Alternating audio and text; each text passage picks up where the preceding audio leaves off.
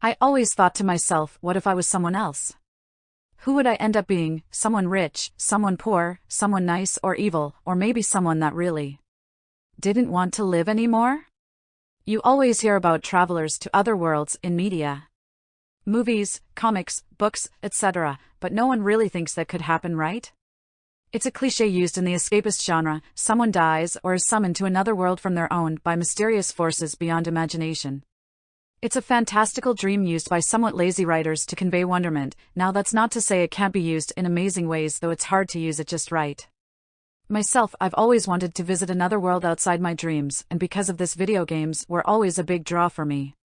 I think my favorite part of video games is creating your own character, a form to act as a medium to travel that world, to experience that world through fresh eyes.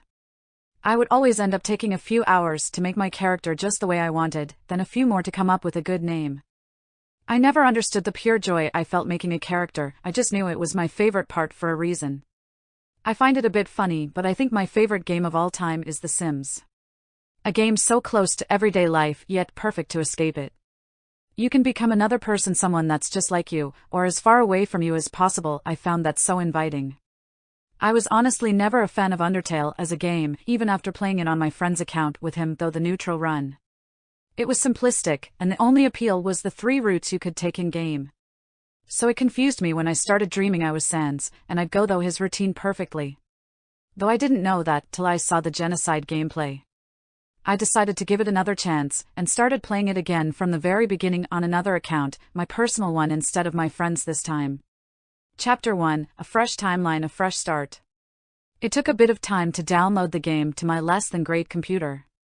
Almost a day in fact, but I didn't let that get to me. I decided to look up the UT fandom to kill time. I looked through thinking, how could this game get such a huge fan base, and all the AUs, some of which had fangames made of them. I was a bit awestruck by it, thinking to myself, too bad there's no custom character creation in this game. I'd hop on the fan train myself. I wandered around the fandom for a bit and went to bed around 1 AM thinking to myself, maybe I gave up on the game too soon. As I lay down, I quickly fell asleep, not used to staying up so late after my gaming hiatus and being awake normal hours of the day. I had a weird dream that night, probably due to looking up so much stuff and my mindset. At first, I was Sans. I was in Judgment Hall fighting the main character and doing a bit or trolling by changing up patterns by using inverted controls randomly. Reset after reset, they kept coming back. I remember saying, well then I guess that's the look of someone who's died 90 times. I know your type, a gamer, right? Pretty soon you'll rage quit. I wonder if I can get you to punch out your screen like that LOL meme. After about 100 tries they seemed to give up and I woke up, or so I thought. I went into the kitchen to make some coffee and fell through the floor into a dark pit of nothingness. As I kept falling, the light from the kitchen vanishing from view. I couldn't see anymore, no light, no sound, just falling, and falling into the purest dark I had even seen. I thought, okay, I'll wake up any moment now. Now. Okay now, but I didn't, I just kept falling. Eventually, I started yelling out into the darkness, shouting out, hello, and is anyone here? After what felt like an hour of that, I stopped and heard something weird. I thought to myself, why does that sound familiar? What is it? Then it hit me, it was from Undertale. I called again, but louder this time, only once, and again I heard, then again, over and over until I heard this strange garbled speech. It was creepy, though I couldn't see the person making the sound through the vast darkness. I didn't understand the language, though I knew what he said, almost like he was talking to my mind itself. A hacker, what do you mean? Also, I'm not really a child, wait, who are you? I didn't catch that, sorry. What do you mean, do that here? With that, a character creation screen popped up in front of me. I was shocked and the light hurt my eyes so bad I couldn't see the man's face. Giving me a motion to go ahead, I started making a character. First age I usually went with my real age, but I couldn't, it didn't go that far down. So I went as old as I could, age 11. Next, gender, looking through it, I saw boy, girl, neither, either, both, gender fluid. Confused, I asked the difference between both and gender fluid. One was both at once, the other changed your gender with your mood. So I choose gender fluid, being able to change gender, nearly it will seemed cool. Then race, human or monster, obviously I choose monster. Subrace of monster, that one threw me a bit, but eventually I choose skeleton, seeing as I always dreamed I was Sans. Next name, I thought, what, no backstory, no bio? Okay, then what's a good name for a skeleton? The ones in the game are named after fonts, right? I thought for so long I felt like the man was getting annoyed, but eventually, I remember something from the fandom. Wait, if I remember right, there was something on the forums about a third skeleton, a Wingdingsgaster or something. I heard the man react to this in surprise and shock. I wonder why? If I remember, he was erased from the game's reality or something. Let's do this then. Webdingscaster, and shortened to WD-caster, cause apparently that one's too long and enter. Though this way, I'm not stealing his name, but at least it won't be completely forgotten. I was proud of myself. It took nearly an hour or more to think of that name, but I liked it. I was shocked when the screen vanished, returning the darkness, when I noticed the man was crying. Though he didn't seem sad, more overjoyed, but I didn't get to ask him why as I woke up on the floor of my room. Okay, I thought, guess I fell out of bed last night. That hasn't happened in a while. I got up and stretched my joints, popping loudly, relieving some pain from sleeping on the floor. I guess falling out of bed caused that weird falling dream, I told myself, as I headed out to the kitchen to make my morning pot of coffee. I think I'll make the coffee extra strong today. That weird-ass dream has me exhausted. I got the coffee maker ready and added an extra scoop before turning on the pot. Just a few more days till payday, I thought as I made myself a cup of extra strong coffee. I went to my computer to check on my download, only to find that the game was replaced with what looked like a fan-made game. Crap, did I get the wrong game? A little search later and I found I had two versions of it, the real one, and some fan game. I probably clicked on a fan link when I was reading, though the fandom site's just my luck. 5 virus scans later, I decided everything was fine with my computer. Well, that little scare woke me up. I started up the real Undertale and played through the neutral and pacifist ending a couple times, and got this weird glitch where Frisk would walk on water once or twice. After I got the perfect true pacifist ending, I was a bit bored. Genocide anyone? Nah, not my style. I don't fight if I don't have to. Guess I'll try the fan game. Chapter 2, Fan Game Fundamentals. I decided to take a small break from gaming to eat and to do some other things before starting the fan game. It started up fine and had pretty good music. I was honestly getting excited. I had played a few fan games before, but none really hit home for me. I got to through the usual intro, the War of Man and Monsters, the Fall, joking at it being pirated. That was until I got to the menu. You got to be kidding me, someone made an Undertale visual novel? This seems interesting enough, I guess. I went through the name The Fallen Human, go through the tutorial level, piss off Floey. It seemed a bit boring, to be honest, so I didn't play it too long. Well, that was a bust, I thought as I went to watch some TV. As I turned it on, it glitched a bit and I thought I saw a face maybe? Great, now my TV is starting to go out. What did pairing make it? After a few hours I went out to go shopping, first stopped the convenience store for some drinks. As I walked down the stairs to my apartment building, I noticed that a few of the lights needed to be replaced and the stairwell was surprisingly dark. That's a lawsuit waiting to happen, I thought as I exited the door to the entryway before going outside to the street. I wondered to myself if I should take a crack at making a game. I knew the fundamentals of how to, but it never struck me as something to do. As I walked into the convenience store, I saw on the monitor a strange figure behind me, like a man in a cloak. Whipping around to look, I saw nothing. The storekeep looked up from his paper to ask what was up. Looking at the calendar, October 23rd, 2XXX, I replied, I guess some people are starting Halloween early. Had a cloaked dude behind me. Clerk, that's so. I didn't see anyone else. Then again, I wasn't really watching. As I went though getting what I needed, I saw another cloaked dude, looked to be the same guy. Then I noticed it wasn't a guy but a kid in a Grim Reaper cloak with a weird smiley mask over a skeleton mask? Why was the kid wearing two masks? Was it to make people think he was a skeleton? Well, it doesn't really work, I thought to myself as the kid ran off after seeing me notice him. As I paid for my stuff, another kid, this time in an old-school Beetlejuice costume of all things, banged loudly on the window yelling Beetlejuice bitches as he ran off. Some people's children was all the clerk said as he finished ringing me up. As I left, I thought the cloak kid's costume was better though. As I head out towards my next stop, I was feeling pretty exhausted. That crazy dream had left me tired by itself, but the fact I only got 3 hours of sleep on top of that wasn't helping. I thought to myself, maybe I don't need food today, I'll go home and take a nap instead. As I got to the crosswalk and hit the button. I waited for the light, checking both ways as I walked into the strangely empty streets. Where was everyone? I thought just a minute ago there were crowds of people, and now, it's like I missed the rapture or something. As I looked for signs of people, I was hit by a bright light before blacking out. Before I passed out completely, I thought to myself, great, I just got hit by a car, didn't I? Had to be, I feel. I woke up in a strange place surrounded by a bed of flowers. Great, I thought someone's knocked me out for a prank. My head was spinning horribly, and I felt like I was going to vomit. Whoever hit me didn't hold back, it felt like my skull was splitting open. I stood on wobbling legs and noticed someone had bandaged my entire body like a mummy. Okay, that's a new, weird prank, I thought, looking around. I noticed a mask and cloak, the same getup that kid was wearing at the convenience store. Well, I gotta wear something, I thought as I picked it up, still creepy though.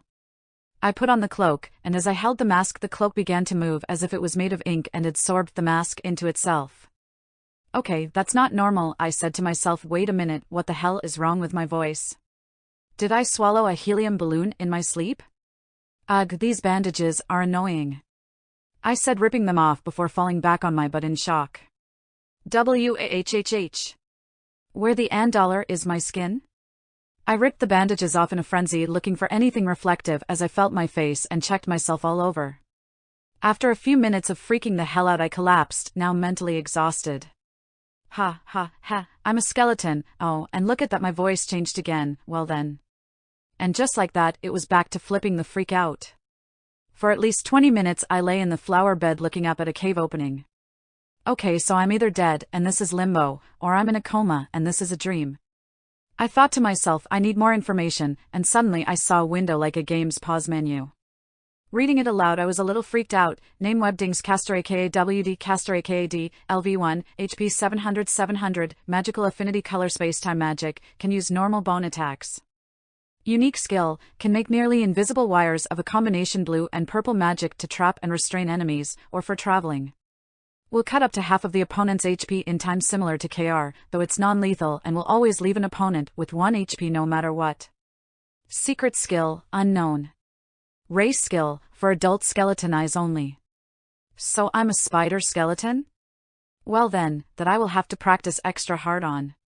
I'm just going to ignore the rest for now. I think I got up after around an hour, thinking to myself, okay, so this is like a certain game I binged, but how do I get to my inventory and equip items? After thinking about it for a few moments, an inventory window popped up and I equipped the mask and also found a strange note. It was written in wingdings, but I could read it as well as I could a normal font. Welcome friend to the world of ScapeTale. I'm sorry for any inconvenience, but I thought you could help. This AU is unstable and your soul is needed to keep it from vanishing into the nothingness. I'm sure you will be glad to hear that when you have completed your mission here you'll be able to leave back to your own world whenever you wish. But for now, I think some training is in order. Your friend Gaster. Okay, I thought I'm leaning more towards dream and coma now. I looked over the note again and thought, training how? After putting the note up my vision became blurry and I passed out again into the flowers. In my dream I was trained by Gaster thoroughly, and as a graduation gift he taught me to summon and use blasters. Well, I probably won't use those anytime soon, I said as I woke up once more in the flower bed. This is going to be a long dream, I just know it. I said to myself, thinking, wait, if I'm really in a coma, if I die I may die for real. I guess I don't have a choice, I'll have to make it though the game, I guess, I said to myself, accidentally kicking a drink bag. I picked up my drinks thinking these came with me, at least I'll have good sodas until these run out. After putting the sodas in my inventory I walked down the path into Flowey's first encounter and heard that bouncy music in my head when he started talking. Flowey, howdy friend. You're new to the underground, aren't ya? I'm Flowey. Flowey the flower, I said, nothing, hiding my masked face behind a bouquet of yellow flowers. I thought to myself, oh, this is perfect, I am so going to troll Flowey. Me, hi there Flowey, gosh, this is the first time I've met a talking flower. If you could explain what's going on, I'd greatly appreciate it. Still hiding my face, I noticed a small glare which was gone as soon as it appeared. Flowey, golly, I bet you're so confused, I guess little old me will have to teach you how things work around here. He said, smiling as innocently as he could. Me, thanks Mr. Flower, you're a real prince, to teach me these things. Flowey winced at the word prince and looked at me, glaring harshly. Flowey, what was that? Me, sorry, did I say something wrong, Prince Flowey? Do you see yourself as a girl, should I call you Princess Flowey instead? I said, finally revealing my masked face. Flowey, what's with that creepy mask, you trying to scare me, and I'm not a prince or princess, you freak.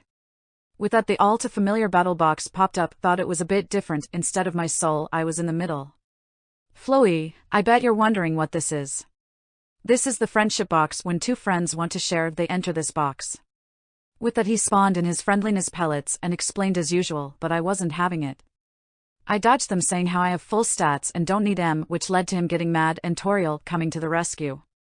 Toriel, oh my, such a horrid creature attacking a defenseless child. Me, well, to be honest, I'm not defenseless. I could have easily beat him, I just don't like fighting if I don't need to.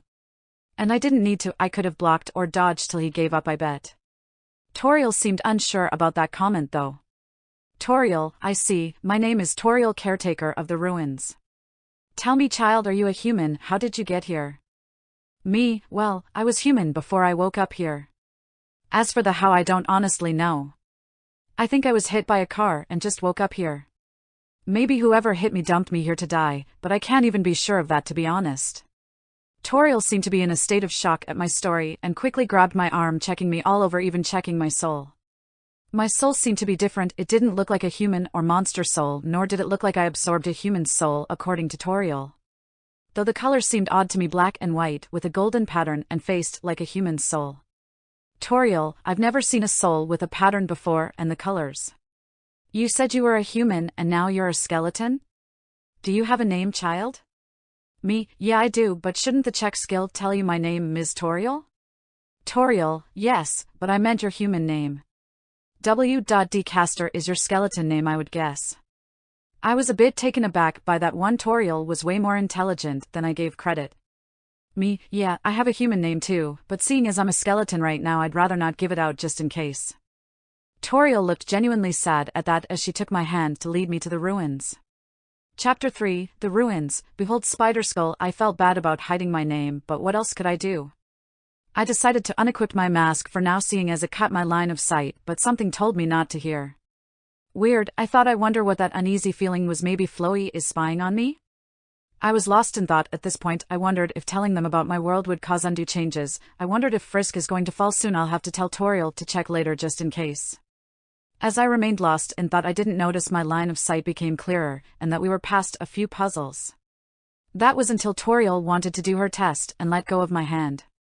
I thought to myself, this is weird. In first person, I can clearly see Toriel over there hiding. Me, well then how to get across this room in the most fun way possible. Oh, I know. I thought to myself, let's have some fun. I waited for a bit till I thought Toriel wasn't paying attention, and with a zip, a swing, and a cling I used my wires to walk along the ceiling of the ruins. After hearing my footsteps draw closer, Toriel came out to greet me, only I wasn't there. Confused, she looked around, probably thinking I was invisible by her hand movements. I wonder if she knew a skeleton that could turn invisible. I slowly inched my way down and tapped her head with a small boo. I almost got a knock to the head for scaring her. After some explaining, I showed her what I could do with my wires, though they were really hard to see. After almost getting my skull punched off, I decided not to play any more pranks on Toriel, though that didn't stop me from swinging around the ruins. I was having a blast swinging around. I even found a small sum of G in what I'm guessing was a collapsed side tunnel of the cave. Though my fun came to an end when Toriel picked me up and carried me to her house. So much for Spider Skull. I guess seeing me swing around with reckless abandon freaked her out a bit. I honestly didn't realize how big Toriel was till I was carried like a child. She's like 6 or 7 feet tall, and mostly muscle. As I was carried, I couldn't help but think, well, this is both annoying and comfortable. Then I teleported beside her. Me, okay, I get it, no Spider Skull, but I didn't need to be carried. Toriel, I know my child, but it had been so long, and with you swinging around like that and those flips. I didn't want you getting hurt, is all. I couldn't help but think how lonely and nice she was, better than most the people I knew, honestly. Too bad there aren't more people like her, I thought as we neared the house to that familiar scene. Something in the back of my mind itched, causing me to stop walking. Toriel, are you all right, my child? I was quickly brought back to reality and we entered the house. Toriel, you must be tired, come with me and I'll show you a place you can rest. I followed, already knowing where we were going, and told her, you should watch the ruins. I have a weird feeling another human is going to fall soon, but who knows, right? She agreed half-heartedly as I lay down, honestly unaware of how exhausted I was. I decided for some reason to leave the mask on while I rested, too tired to take it off, as I fell asleep almost instantly. I had an unusual dream as I slept, not of my past life or this one, but as someone else. I wondered to myself who it was, and then I thought maybe it's Frisk. Then it hit me it wasn't Frisk, but Chara yelling at me about something I couldn't hear. Luckily, I could read lips just enough to make out one word, player. I wonder what they mean by that. Toriel, I'm not good at jokes today it would seem. Sans, what's wrong? Toriel, I found a child in the ruins, a skeleton child. Sans, what? A skeleton, you're sure? Toriel, yes, but the thing is they claim they were human before waking in the ruins. Their story is they believed they were hit by a car before getting thrown down here and left for dead. What's more, their soul is unusual. Left half white, right half black with gold inlay, almost decorative looking, and it sits like a human's. Sans, that doesn't sound like a monster or human soul. I've never heard of something like that. I wonder what it means. Toriel, I don't know, but they don't seem dangerous, albeit a bit reckless. Their powers are a bit strange as well one of them is. Sans, what do you mean by unusual? Toriel, they can make thin, nearly invisible wires they can use to walk on walls and ceiling, as well as swing around with them and make platforms and bridges. I've never seen anything like it. Sans, me either. I wonder what else they can do. Toriel, will you watch them for me? I know eventually they will want to leave the ruins. Having someone watch out for me will help me relax. Sans, yeah, I can do that. Sides they ain't a human right now, so I doubt anyone will mess with them. Toriel, promise? Sans, sure promise. Toriel, and if any humans come, promise to protect them too, alright. Sans, that one may be Toriel, please for my sake. Sans, you drive a hard bargain, but I promise. When I woke up, I wouldn't say I was well rested, but rested enough to get moving. I remembered Toriel's mirror wall and thought now is a good time to see my skeleton face. I walked over to the mirror and took off the mask without unequipping it. I saw me as a skeleton kid, nearly permanent smile check, white eyes check, ting. Magic eyes check, a dark purple, and both eyes. I wonder if that's weird or normal? Both eyes have scars that go over both eye sockets, weird feature. How'd I get them? Am I a girl right now? I put the mask back on and explored a bit. I wonder if I should sneak out or tell Toriel I want to leave. Unable to make a decision, I paced the halls for what seemed like hours, feeling anxious. On the 83rd pass by the mirror, I saw Gaster. I was a bit shocked, but I calmed down a bit. After I calmed, he signed to me through the mirror. Gaster, what are you doing? You need to go and look for the anomalies. There's no time to play house with Toriel. Me, anomalies? Wait, what, playing house? That's a bit rude, friend. Gaster, remember this world, no, this universe is unstable. The reason I called you was you are the only one who can stop the anomalies. Me, why me though? Surely there are others more capable. Gaster, do you really think so? I've been watching you for some time now. I know all about that hidden power of yours. My eyes flared up a bit at that. I had tried to keep that hidden for a reason. After being controlled by that church, no, that cult. After I escaped, I promised never to use my powers again. Me, how do you know about that, friend? I haven't needed to use that power for a long time.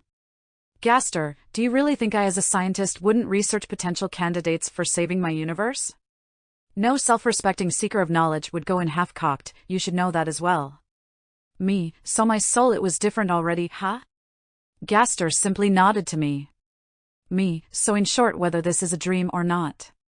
I can't wake up or go back to my world without fixing this one, that about right? Again he nodded before reinforcing the need to move on. My eyes flared up more, filled with flame like purple magic and anger. Me, I think I finally get you, buddy. Fine, but I'm not doing this for you or anyone else here, and if I think you're lying at any time or this is pointless, I'm going to have a grand time kicking your ass.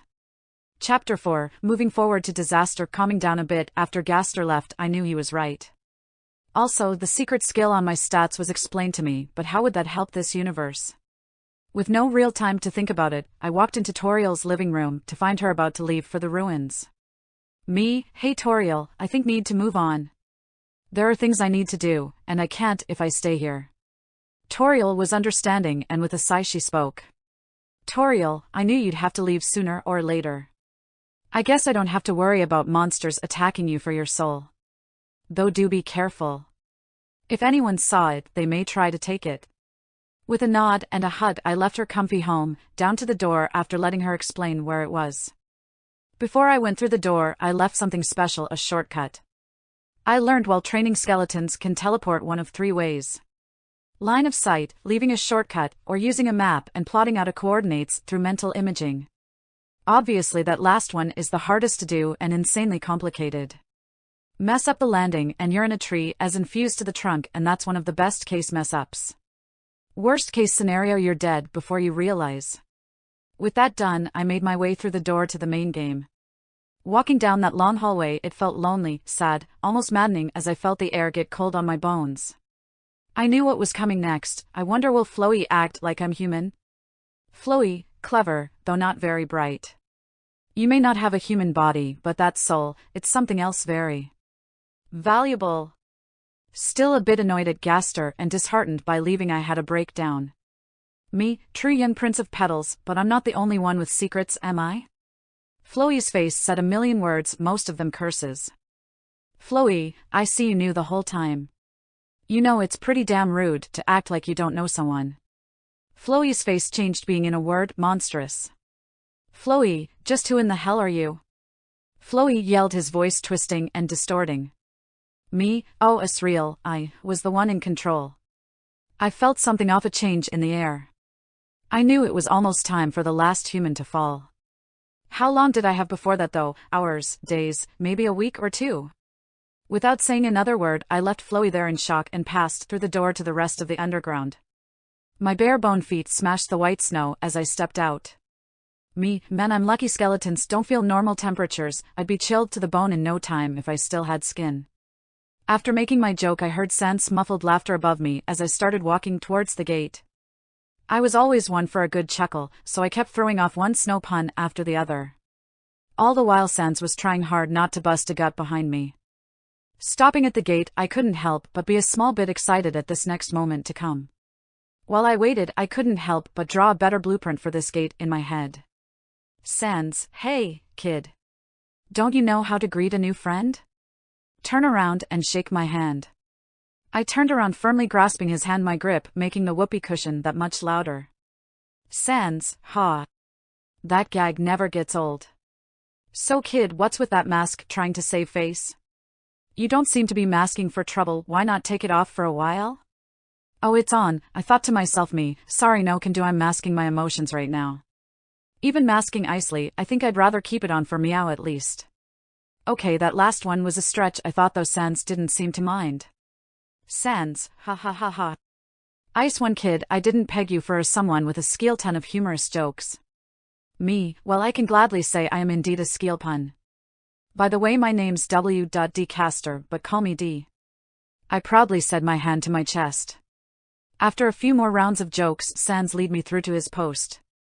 I went around to checking it out closely and saw a ton of condiments in and around the back. I couldn't help but think to myself, huh, no ranch dressing?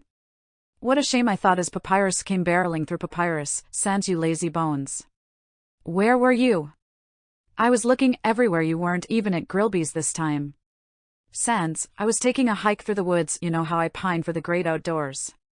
Papyrus, ugh. No pun, Sans, this is serious. You haven't even checked your puzzles. Why don't you try to do work and watch for humans? At this point, and I have no idea why, I had climbed on top of Sans' post and was drinking a soda. Sans, hey, I've worked down to the bone today. At that point Papyrus was stomping his foot. Papyrus, why must you joke instead of doing your work, Sans?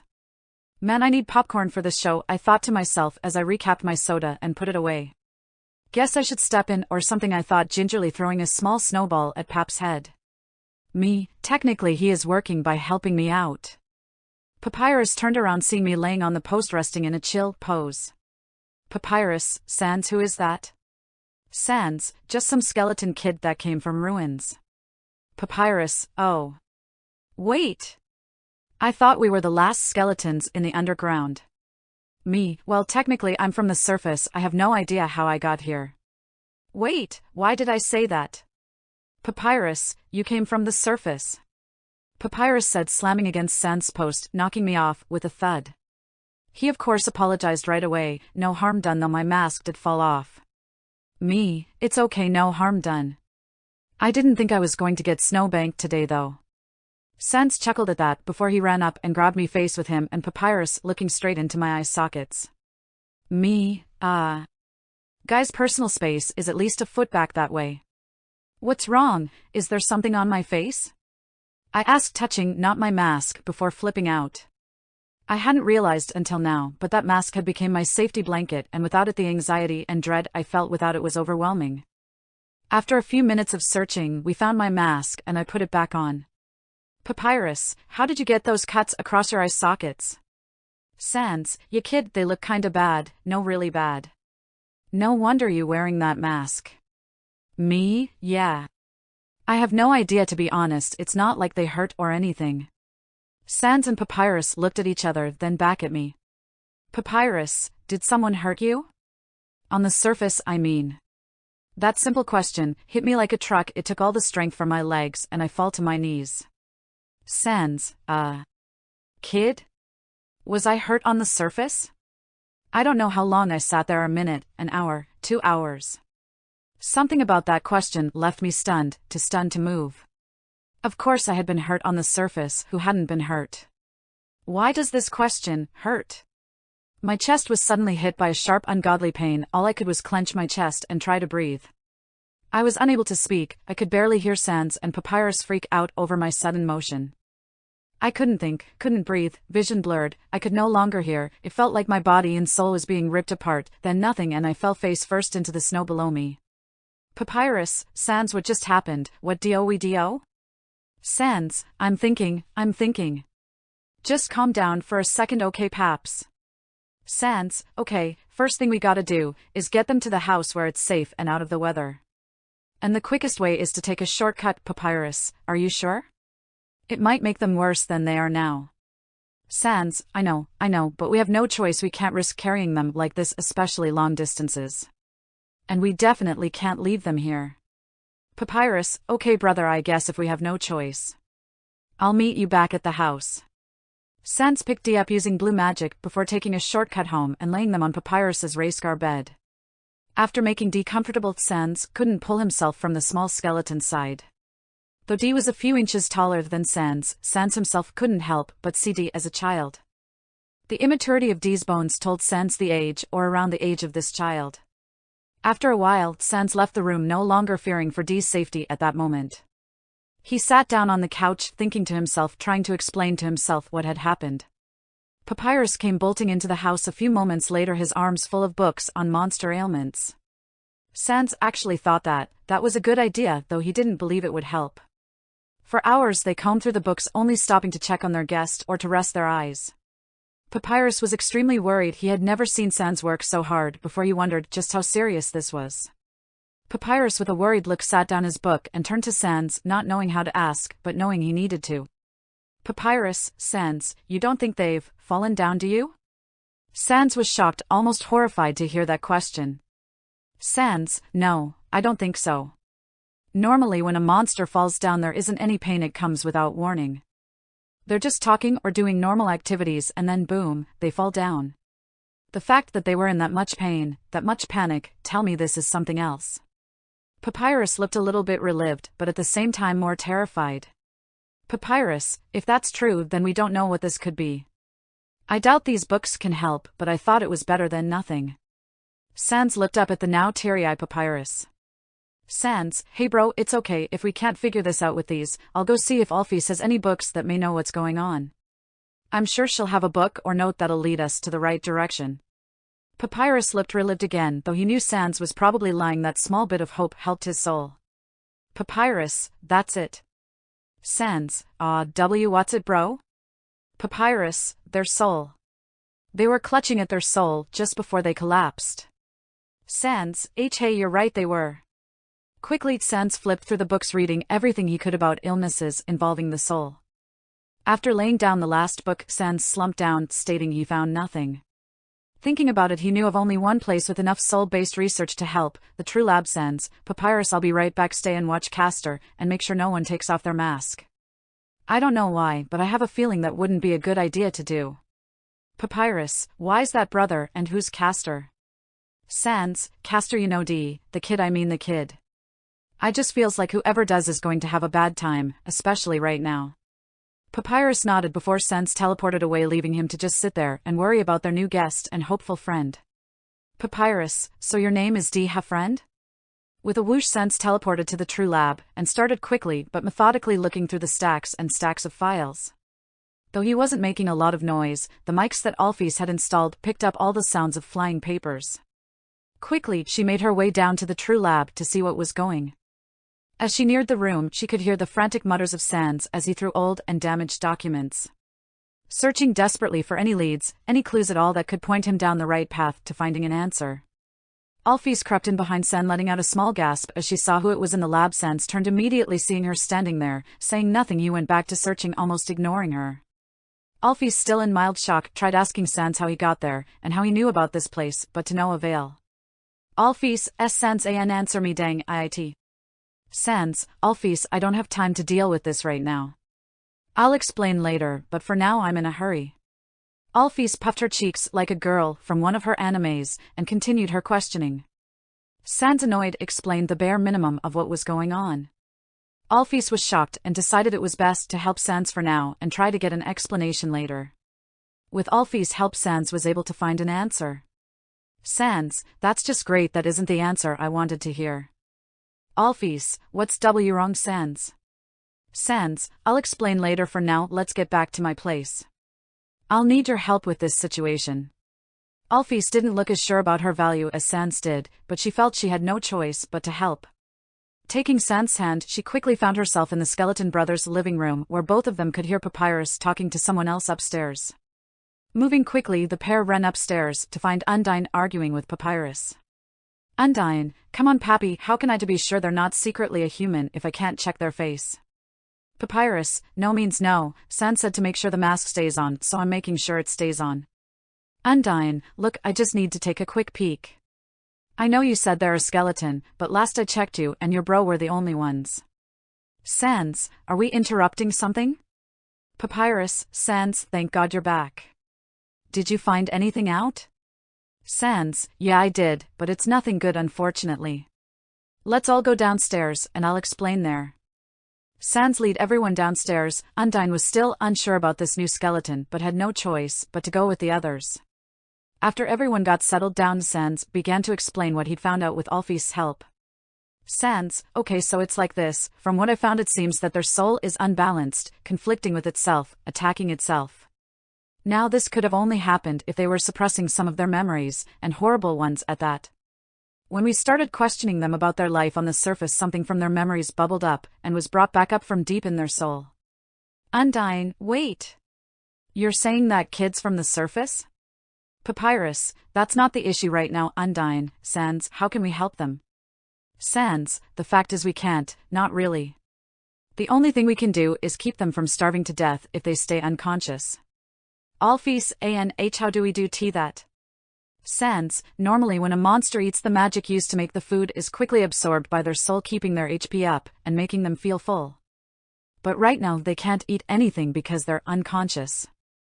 So we need to figure out a way for their soul to absorb magic. Alphys nodded her head slightly and gave a simple I see as she began thinking of a solution. While the four were thinking on ways to solve the problem, they were unaware of the strange anomaly happening in Papyrus's room. As Castor sat in the room watching over D speaking words of encouragement, a dark force began to take shape. The anomaly formed into the shape of one of the fallen humans, yet dark and inky blackness in the shape of a person. Castor, now alerted to the anomaly, tried speaking with it to no avail. It simply walked over to the unconscious D and attacked. Suddenly Sans felt a strange small rumble of magic, unlike anything he had felt before. While everyone was busy thinking on solutions, he slipped away to check on D. As he entered the room, he saw what appeared to be a shadow dying and a crack forming in the mask. D had woken up in the middle of his city to find the river flooding over on one side and the sea rising on the other. Standing in the street overlooking an empty city, D looked around frantically for any sign of other people. As the waters continued to rise, he quickly searched buildings to find someone, to find anyone. While searching another seemingly abandoned building, he came across a photograph of a small family. Picking it up, he saw someone behind him in the reflection of the frame's glass as they ran outside. Quickly dropping the frame, he bolted outside to find whomever it was who ran out in front of him. As Dee got outside, he noticed something was off. He was suddenly in a parking lot that wasn't there before. Then he noticed another change. Dee was a skeleton again, or had they been one this entire time? Looking around, Dee saw a number of figures standing in shadows facing away from him. Yelling out to one of them, Dee walked over and put his hand on their shoulder. Almost instantly he found himself in a memory of the past. Standing over him was an old cultsman brandishing a whip, yelling at him to purify the evil, with Dee refusing. Just as quickly as the memory came, it went away, and Dee was in a different part of the city surrounded by a small group of people. Looking closer, Dee noticed the group consisted of different versions of Sans and Frisk, around 8 or so in total. The alternate Sans were first to speak up, telling Dee about his regrets, his sins. Then the Frisks chimed in, telling him about the good he did, and how he needs to learn to live with himself. Chapter 5, Power Struggles. Dee had finally found himself back in the city, only to be accosted by a number of Sans and Frisks trying to pull apart at his soul. Finally, Dee had enough, finding themselves surrounded by people reminding them of their past. They snapped. Using his wires, he swung off, only to be followed by them all, still yelling out his past. Eventually, he was cornered by one of the Sans. Scar Sans, I knew you were different. You're not a human or monster. Hey, you're not even a demon. You're just tool of destruction, nothing more, nothing less. Finally, at a breaking point, Dee's eyes flared up with purple flames. They charged the Sans, summoning a bone attack and missing.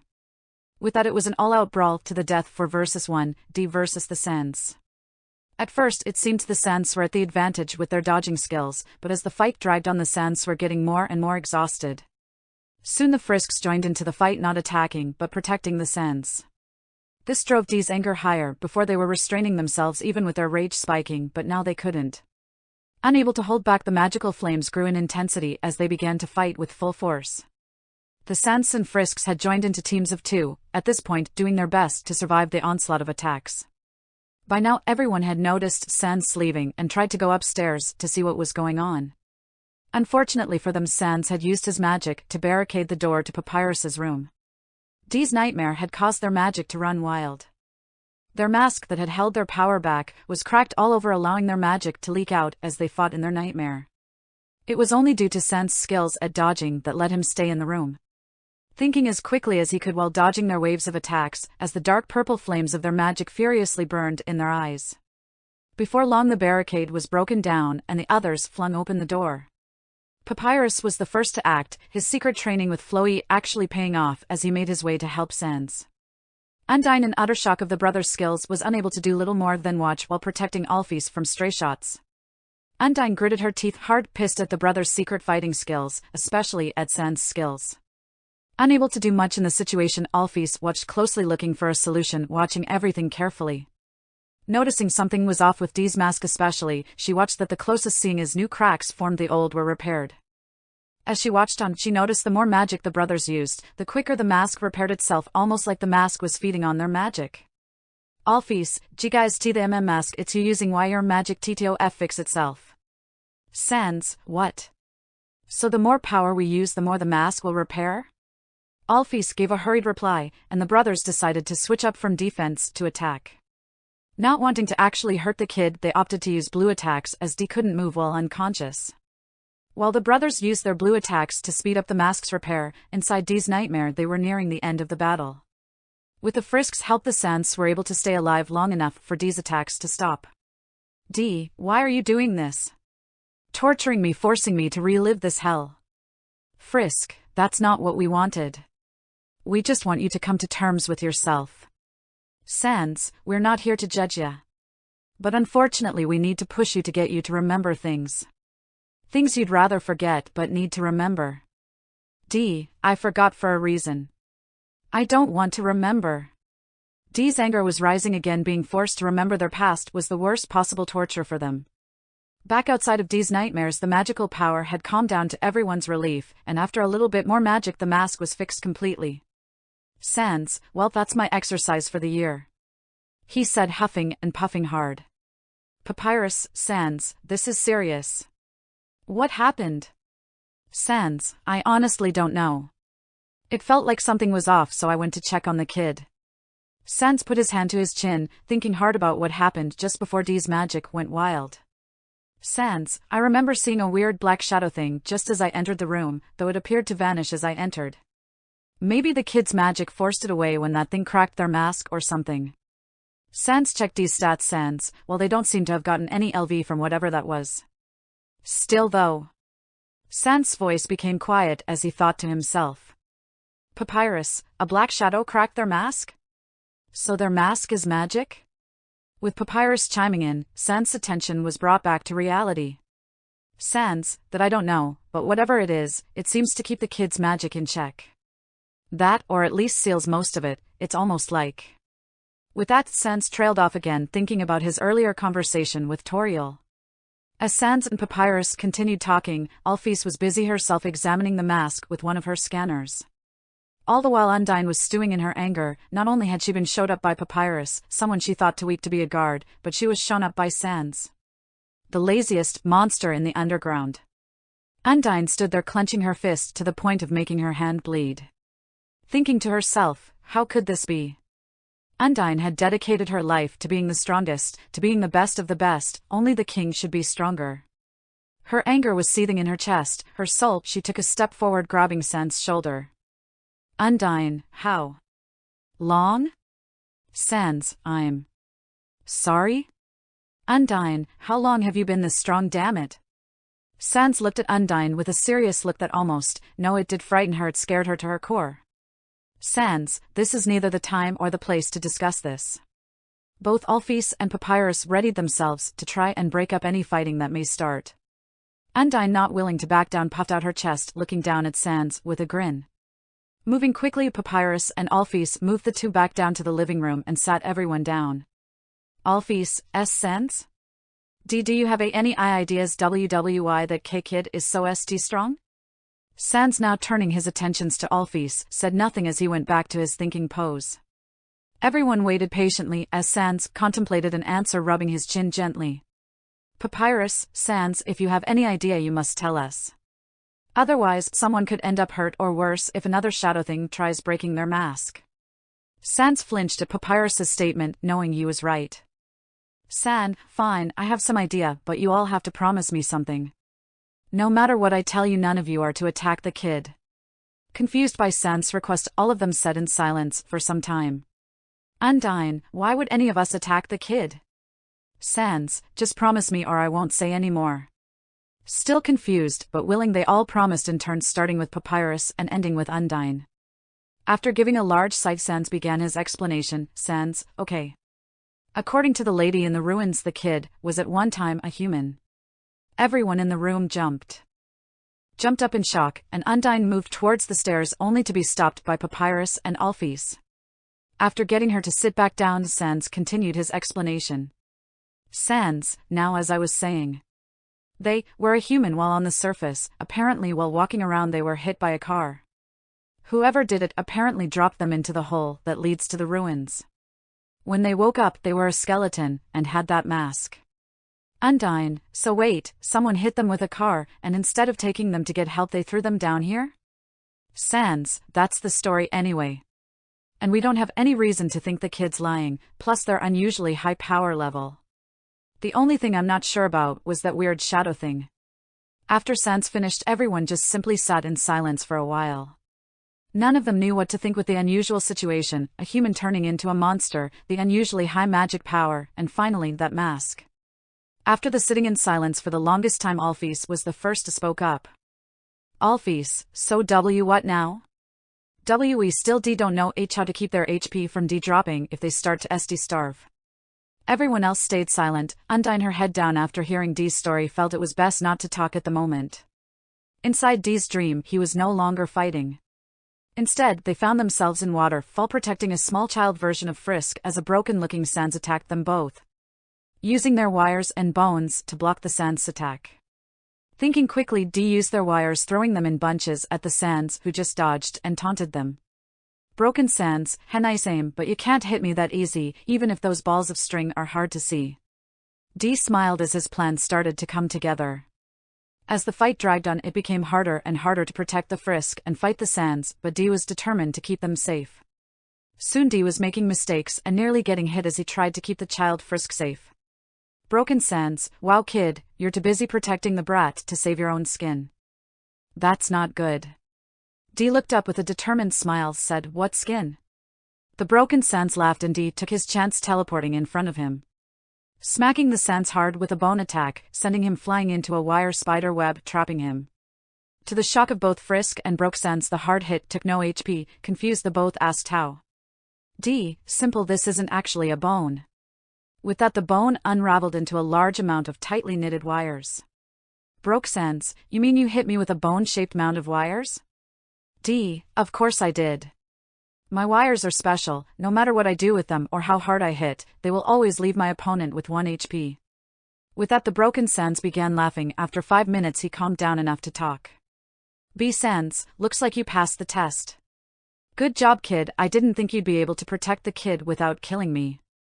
D. confused, didn't get a chance to ask anything before being transported to Hotland.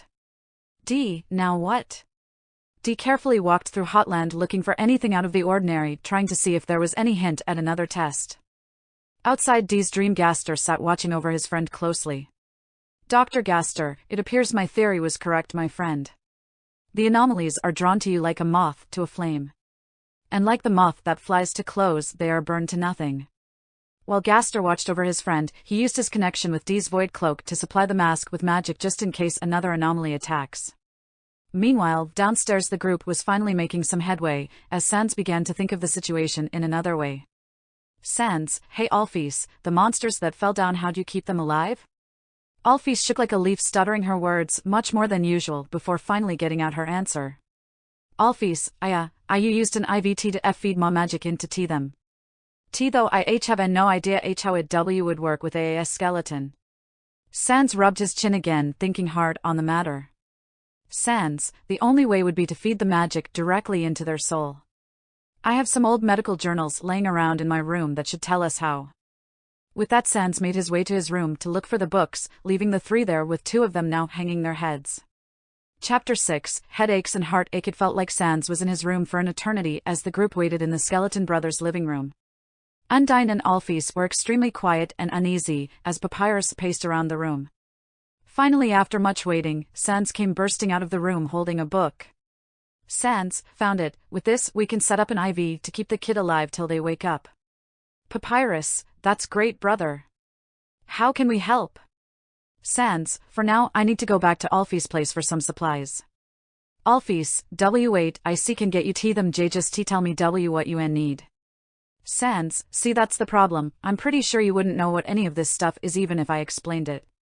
Besides, it's all written in ciphers, and skeletons are the only ones that can read them properly.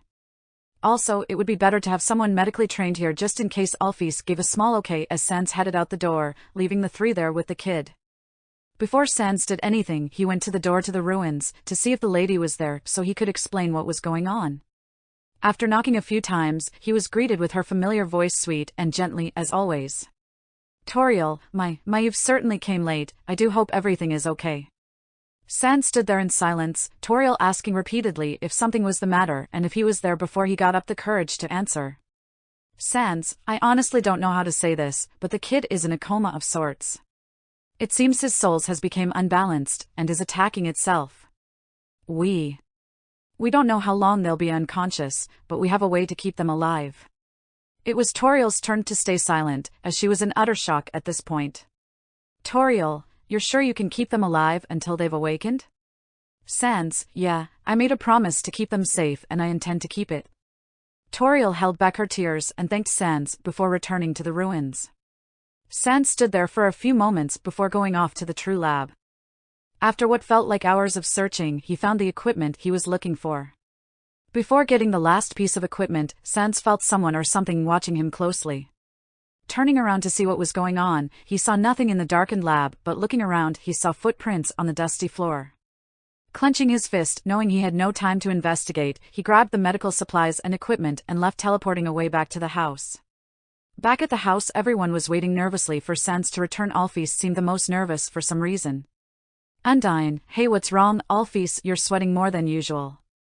Alphys, oh, and no, nothing, it's just I am worried about the K-kid is all. Undyne, hey, it'll be okay. Sans may not look it, but he's reliable, I mean for the most part. Alphys, I can know you, Undyne. Alphys didn't seem to get any comfort in Undyne's words, as she looked down at the floor of the Skeleton Brothers' home. It was a long wait for Sans to return. Papyrus was in the kitchen cooking to calm his nerves, as Undyne did her best to comfort Alphys. When Sans finally returned, there was a thick air of tension throughout the house. Sans, hey, I'm back and I got the equipment. Everything okay? You guys look more depressed than when I left. Papyrus, everything's okay brother, we're just worried about D. Sans simply said okay and walked upstairs, dragging Alphys with him before setting up the equipment. Alphys s Sans, I don't really know if I see and help H here. Sans, you'll be fine, just set up the 4 and I'll handle the hard part. Alphys, B but, do you even have medical training? Sans, yeah, a little, I've enough to be able to get this IV in without hurting them. Alphys gave a small nod, then started setting up the IV and magic supplements, as Sans prepared himself, changing into a clean lab coat. Sans, okay, first things first, we need to get this cloak off so I can get at their soul. As Alphys continued to set everything up, Sans went to undress D, but found it was more difficult than he had originally thought. Sans, what is this? His cloak is like trying to grab water or slime. I can't get any hold at all. Alphys, what, is it L like their M mask? Sans, I have no clue, but if I can't find a way to get it off we can't get the IV in. As Gaster watched Sans fight with the cloak, he couldn't help but let out a big sign. After trying to wrestle the cloak off, Sans tried using magic to take it off. Sans, damn it, it's like it's eating my magic, we need something else.